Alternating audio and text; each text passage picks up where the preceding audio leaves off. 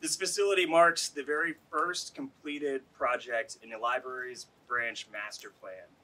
This work aims to improve library services through renovations, new construction, and innovative business models to better serve all of Wichita. In 2018, we opened the Advanced Learning Library downtown, and that revolutionary building showed our community how library services can and should be offered. This model of excellence gave us the opportunity to look at each of our libraries in our communities and ask if they serve the model and the standards of the model in which we want them to serve. So to do that, we must better align with the library's service pillars, which are supporting a literate community, ensuring digital inclusion, and providing equitable access to information. The 21st century library is involved in a wide range of programs, services, and partnerships. Nowadays, residents don't just use the library to come borrow a book, but also use the library to work, to study, to access research database, to use technology, to receive workforce education, and in many cases, to also apply for a job. This library makes critical anchors in the neighborhood they serve. And we are thrilled to have a new public library once again, finally, in District 3, which I happen to live in.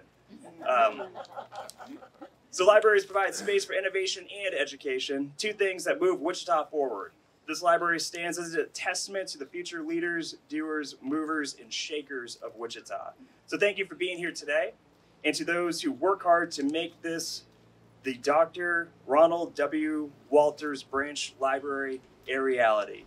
And I want to personally thank the family of Dr. Walters for being here, the friends. I was able to meet Dr. Walters' wife. Thank you for not only furthering the legacy of your husband and of our fellow Wichitan, but also allowing us to name this library after such a trailblazer so that when past generation or future generations, when they come here to study, they can ask questions like, well, who was Dr. Walters? And hopefully when they ask those questions, they will get the answer of who Dr. Walters is and know that right here in Wichita, we have heroes. We have people who aren't afraid to walk those paths and trailblaze forward so they can set that example for that next generation. That's exactly what we're doing here. We're not just providing the educational resources for that next generation, but also the legacy that next generation can look towards and ensure that they know that the sky is the limit, that they too can walk in the footsteps of giants, because other folks like Dr. Walters has actually walked those paths before us. So with that, thank you. I'd like to introduce Mr. Kevin McWhorter. He is the president of the Wichita Public Library Board of Directors, and it's very likely I mispronounced his last name. So, Mr. President, I apologize for that. If I did, it wasn't on purpose, but the podium is yours, sir. My name is Kevin McWhorter, and I am honored to serve as the president of the Wichita Public Library Board of Directors. On behalf of the Library Board, the staff of the Public Library Board, and the support organizations of the library, I welcome you today. It is an exciting day. Each month when the Library Board of Directors meets to discuss library business, I am always impressed by the work our library staff performs. Inside our board packets is a list of service highlights provided by staff, along with a list of good customer service reviews, something the city calls raving fans. It shows the positive impact the library leaves on the community each day. I can't wait to see the good work the staff here at the Dr. Ronald W. Walters Branch Library does for District 3. And I'm very proud to say those words. We have a cutting-edge public library system providing critical and essential services to our community. Our public library team works tirelessly to provide customers with quality services and exceptional customer service. Over the past year and a half, the library has introduced digital magazines, 3D printing services, and the new Library of Things program to provide access to telescopes, hotspots, and radon detectors. It's forward thinking like this that has led us to be here today, officially welcoming the Dr. Ronald W. Walters Branch Library to this community. There are many people that I would like to thank that have made this project possible. First and foremost, I would like to thank Cynthia Berner, our former Director of Public Libraries. who retired exactly 1 year ago today. Her vision for our public library system is recognized each day at all 7 of our library locations. I want to thank Max Cole. Max is the owner of Cocoa Properties, for providing this space to the city of Wichita and working with us throughout the entire process. I would like to also thank Amy Snyder, who is the property manager for Cocoa Properties, for her tireless work with us and for answering each and every one of our questions during the process. At the city level, I would like to thank Denise Peters. Denise is the project manager for many of our City of Wichita projects, and her support and thoroughness kept us on track to open this location on time and on budget. And finally, I'd like to thank our branch steering committee. These individuals realized the need for library services here in District 3, which was long overdue, and worked to make it possible. First, I'd like to thank City Manager Robert Layton, Council Member Jeff Blubaugh, Council Member Cindy Claycomb, Council Member Brian Fry, and our Library Board of Directors, individuals that worked on this project, Shelby Peterson, who is here today, and Randy Johnston.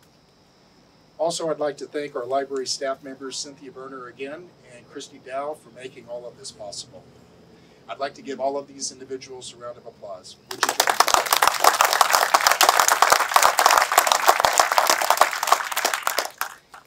It's been my pleasure to stand in front of you today. I'm very excited about this project on behalf of the Board of Directors.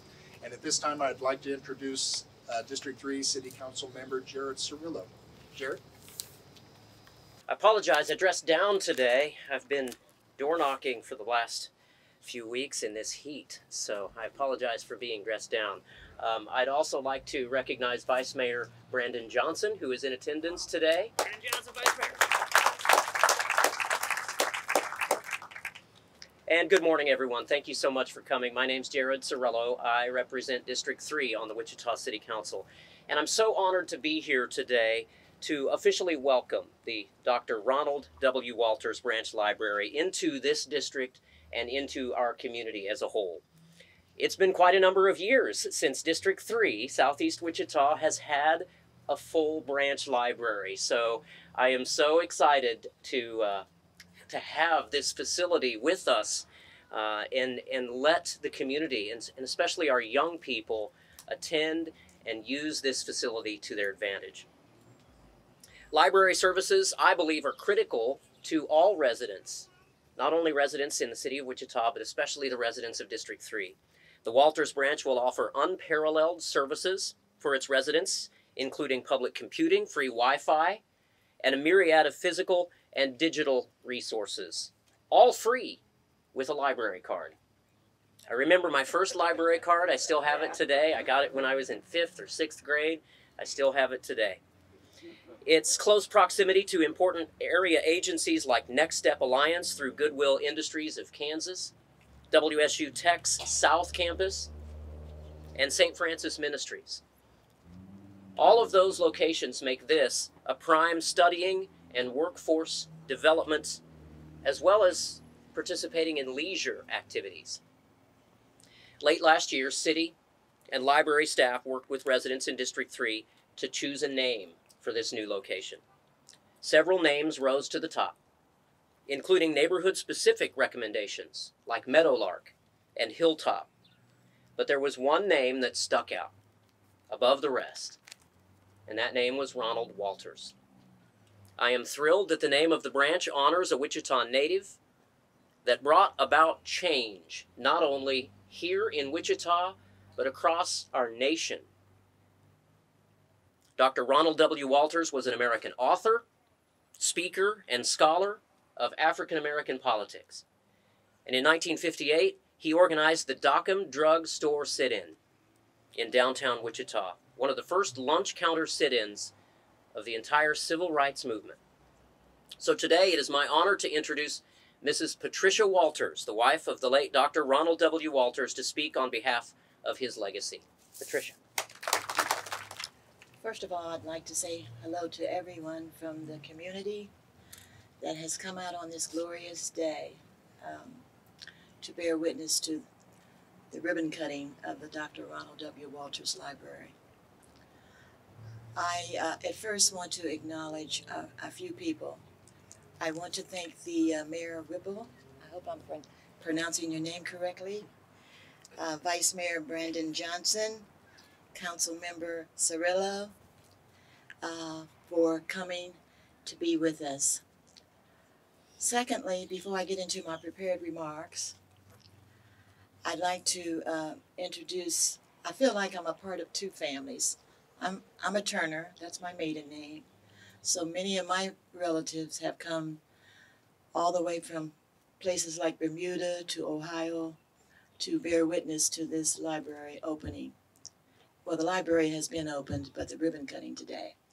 So I want all of my family members from the Turner family to please stand and be acknowledged by the city of Wichita.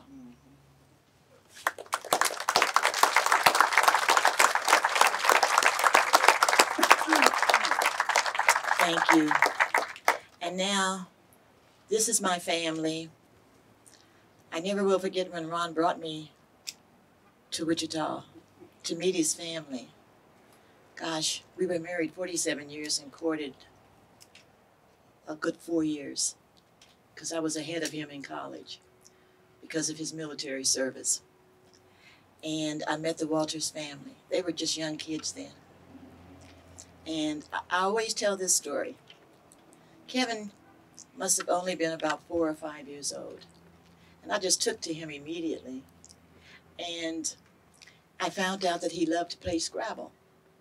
So I said, oh, I can beat this kid. Well, lo and behold, he beat the stuffings out of me. So at this point in time, I'd love to introduce to you the Walters family. And they have treated me like a sister from the time that we became engaged. So the Walters family, would you please stand to be acknowledged by this wonderful crowd that has come to bear witness to this library opening.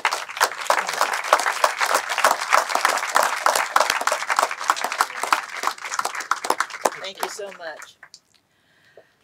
I don't even know where to begin. I want to acknowledge Christy McDowell also. She was the first person that I interacted with a lot, she and Brandon, to try to make sure that this library was named after Dr. Walters.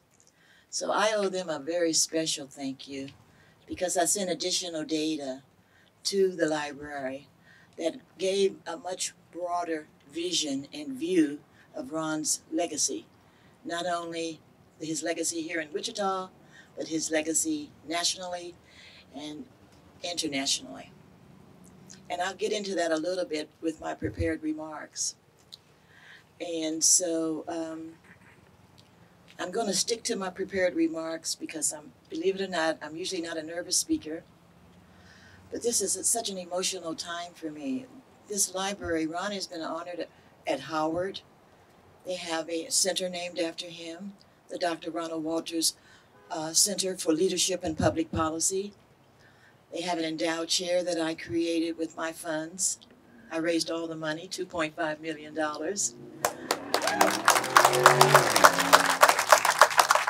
For his endowed chair at Howard University. I'm an avid collector of African American art, so I knew that my collection would go to a good cause for Dr. Walters, and it did, so I'm pleased about that. So I'm going to stick to my remarks, and I'm going to try to skip and speed up because I know it's hot out in the sun for you all.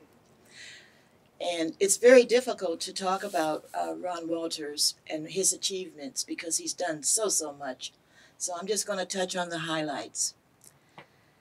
In the first paragraph, I said, what a wonderful and glorious day this is for the Walters Turner family to bear witness to the great honor for our dear Ronnie, as we called him. And I've already thanked the mayor and the council people. And now I'm going to go extemporaneously. Ronnie and I fell in love at first sight. And I knew he was a very special man when I met him at the University of Illinois, Champaign-Urbana. He had gone there as the president of the NAACP, And his goal was political as usual. He wanted to meet Eleanor Roosevelt, who was the featured speaker. And we met at that conference. And I went home. Well, I went back to college, and I told my mother, I says, I met the man that I'm going to marry. And she laughed. And Ron went home to his parents and said, I met the woman that I'm going to marry. Well, we got married 4 years later. And I just love him with such a deep, deep passion. But to get to Ron, he would be so, he's looking down on us right now. He is so happy because his roots were in Wichita, Kansas. And his advocacy started here in Wichita, Kansas with the sit-in. And I must tell you that we were married 25 years before I even found out that Ron participated in one of the very first sit-ins in the country before Greensboro. And I said, Ron Walters, you've written all these books, 13 as a matter of fact. And I said, you've never written about the sit-in movement in Wichita, Kansas?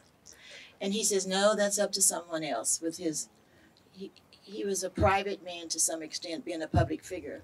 But he said, it's up to someone else to write that story. It would not be appropriate for me to do so. I said, but I'm your wife, darling, and I needed to know this. And so that's how that started, and that became my knowledge base of the sit-in. And I'm assuming that the Walters family, Marcia and Dwayne and Terry and the like, they thought that Ron had already told me. So they never said anything about this. So at any rate, I said, well, that's so typical of Ron. And I can't leave out his dear cousin, Carol Parks Hahn, who was a leading force in that struggle. And they successfully integrated the Dockum Drugstore. And my family, yes, my family we're staying at the Ambassador Hotel. And then Kevin shared with me that that's the site of the original Dockum Drugstore. So this has just been such an exhilarating time for me. I want to make 2 points about Ron's activism.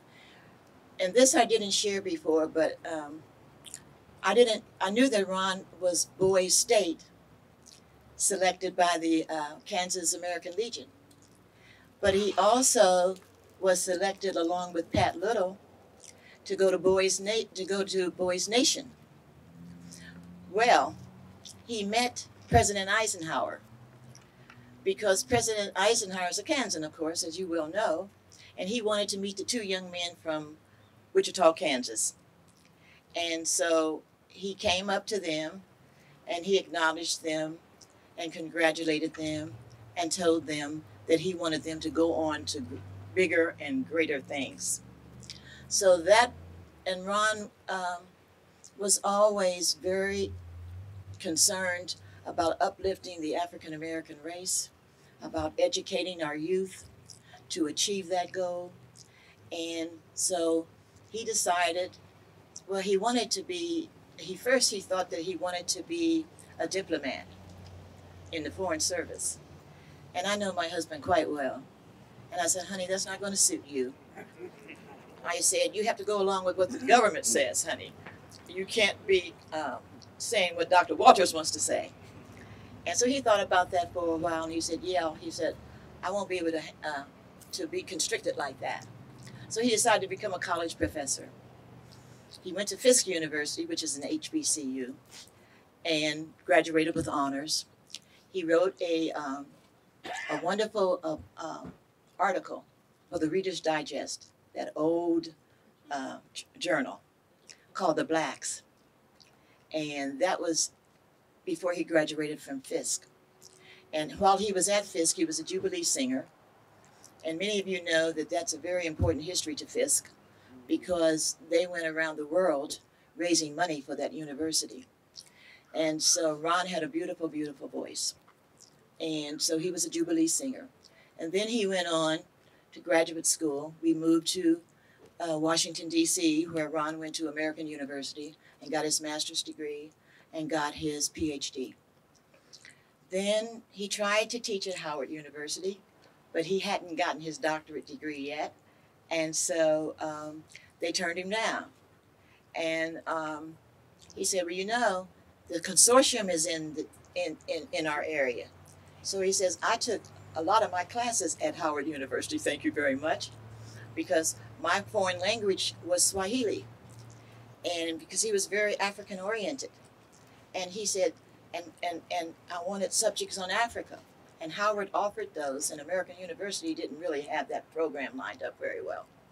So he says, and many of my professors were young, and this is no disrespect, white professors.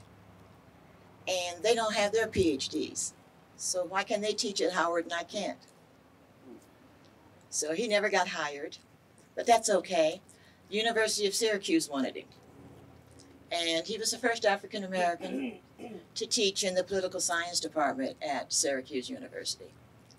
And then he went on to Brandeis University in Waltham, Mass, where he was a founding director of the Afro-American Studies program. And then Howard came, and they had a new regime, and the president wanted to bring home to the Mecca, as Howard is called, the best and the brightest in our communities that were professors. And so they didn't know that this was always Ron's dream, correct? But so the man thought he had to truly recruit Ron and get him away from Brandeis. Well, that was very simple, very easy. And so we came to the home that we always loved, Washington, D.C.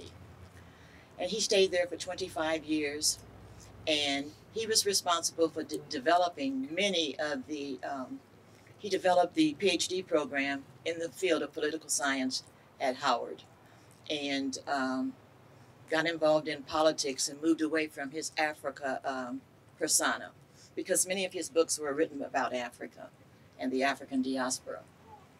And then Jesse Jackson came into his life. And Jesse wanted him to be deputy campaign manager for his 84 run. And so Ron, his star rose because of that tremendously.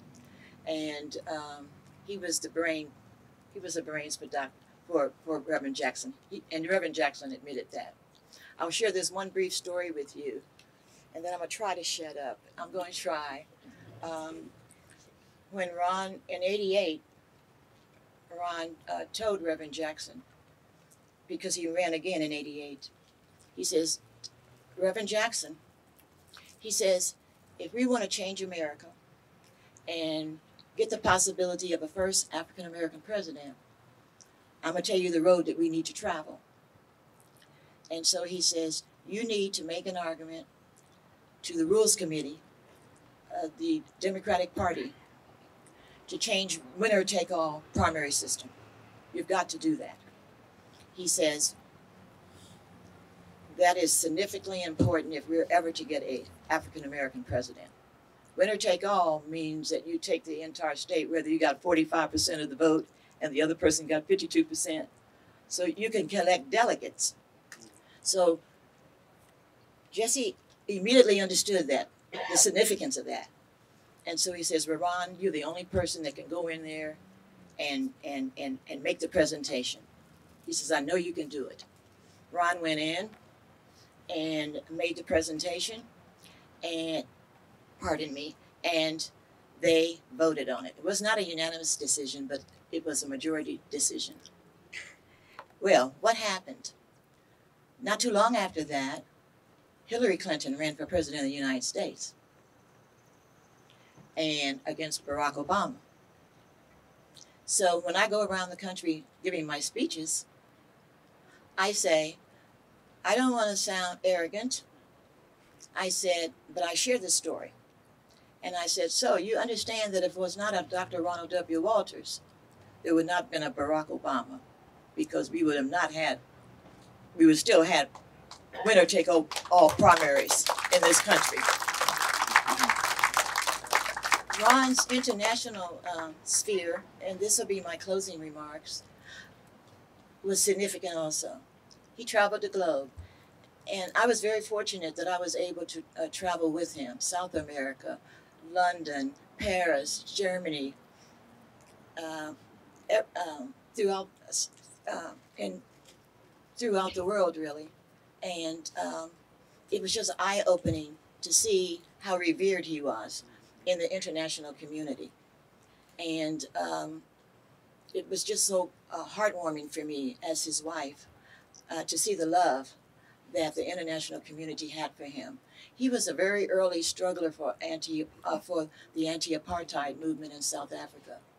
And so that's how he met Nelson Mandela. And Nelson Mandela reached out to me upon Ron's passing, just to let me know what a special man Ron was, and that the world would not see the likes of another Ron Walters for many years to come. And he wanted to share that with me. He said, they smuggled your husband's book into jail for me to read. And it was called South Africa and the Bomb, Ron's very first book that he ever published. And so, like I said, he wrote 13 books. And I want to acknowledge 2 people that wrote me beautiful letters upon Ron's death. One was Carl Buer, who was the first African-American mayor of Wichita, Kansas. And he just wrote a glorious letter. Yes. He wrote a glorious letter to me and the family, wanting to share with me that in 1938, these are his exact words, I believe. In 1938, a baby was born, and the world was changed. And that he really didn't think that he would ever be the first black mayor of Wichita, Kansas, without the footprints of Dr. Ronald W. Walters.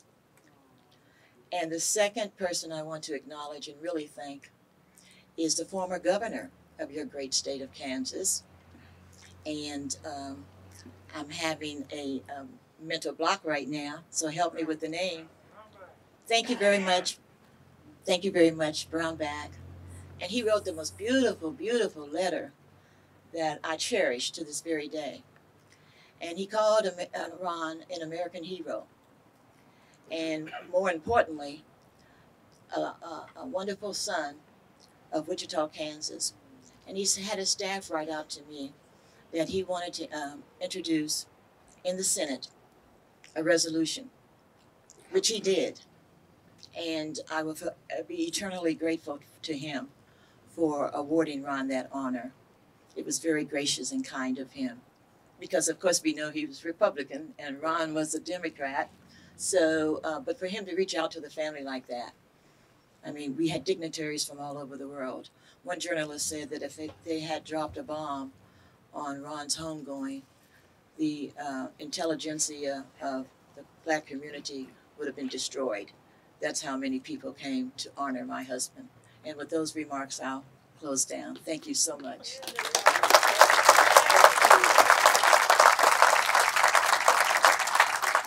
Hello, everyone. My name is Kevin Walters. I'm the youngest son of Maxine and Gilmore, Ronnie's youngest brother. It's kind of difficult because having to follow an act like Pat and a speech like that is difficult. It's almost as hard as having to follow Jesse when I had to do that one night we gave Ronnie a roast. It's kind of funny. I wanted to kind of do like this when I got up here. You know? Everyone who knows him knows that he only had this one string of hair that he kept protecting. He always, you know, laid over his head like that. And but yeah, always. And also, again, on behalf of the family, I'd like to thank Mayor Whipple, Deputy Mayor Brandon, as well as Dr. Well, I'll just say the director of the library system, McWhorter. I see. I told you I was going to mess it up. Sorry about that. And as well as the library staff, city council, We're joined here today with not only just the Walters family, but friends of the family, as well as the extended family. The Walters family is made up of two families, the Walters and the Ruckers. And the descendants of those, many of those are here today. I see Walter Paul and some other folks. I'd just like to recognize all of the family of the Ruckers and the Walters. Will you please raise your hand? There are many more than just the four of the brothers and sisters that are here. Many cousins are here. It's funny because when we used to have our family reunions, it was like a get to know you again, because there were literally hundreds of us, and trying to remember everyone's name and their association and whose family and whose brother and sister was very difficult. It's even hard to this day. Me being the youngest, I was always outside playing, so I didn't focus on people's names. I just saw them, and now it's 20, 30, and 40 years later. I don't know who anyone looks like and who they are, but I got a lot of help from my brothers and sisters. But anyway, I'd also like to thank the Turner family for coming and supporting. They're all of us. I mean, I wish there was a big picnic where we could all go out and have fun with each other. That would be great. For the sake of time, I'm not going to stand up here and try to summarize all of Ronnie's life and his accomplishments. He never brushed the surface on any topic. Most are much too broad and far-reaching, and I won't try to do that today. I'll simply just add that in his final days, Ronnie was still planning, writing, and collaborating. He refused to, as he put it in his hospital room, fold in his tent. He would not, up until the day that he could actually interact with people. He was holding meetings. You know, Pat had to start running Jesse out of the hospital room because, you know, it was time. But all of his life, Ronnie studied. You hear we call him Ronnie. Some call him Ron, some call Dr. Walters, some call him Ronnie. All of his life, that his studying, he did the exact thing that this library is envisioned to do: educate, and through activism and engagement, create the type of change that is meant to improve lives. This life is a fitting testament to and an investment in that belief. That's pretty much the end of my remarks, but I also want to acknowledge the other members of the sit-in that are here today. Would you guys stand? Please stand.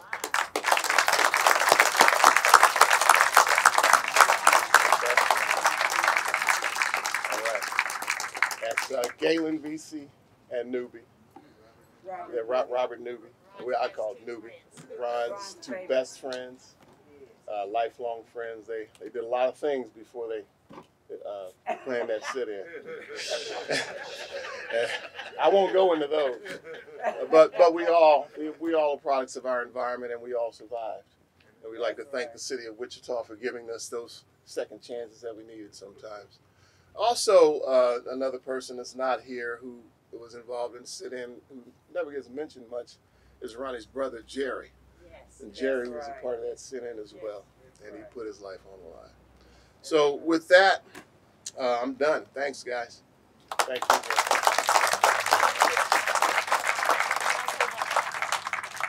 so glad you picked that up. I do apologize. I know it's hot, and I'll be very brief. I really want to thank Galen VC and Robert Newby and for coming to celebrate Ron's life, mission, the library with the family. I very much wanted both of them to be here. So I apologize, Galen and Robert, for not acknowledging you all in my presentation. I felt very badly about that. And the other thing that I truly wanted to do, because last night we were a round table talking about the Ron Walters stories, which are our favorite stories of Ron Walters, with the family. And so I want little Lincoln to stand up for a moment. Where are you, little Lincoln? Little Lincoln is one of the youngest that was able to come for this wonderful library ribbon cutting. And so I'm always preaching the gospel about Ron Walters. And so I said, now, Lincoln, your great-great-uncle, and you're going to learn a lot this evening about him. And it's going to be your generation that's going to carry on the Dr. Ronald W. Walters legacy and all the other young people in the Walters Rutgers family. And so I wanted to give a shout out to you, sweetheart, that you're going to be the one that's going to carry on Uncle Ronnie's legacy.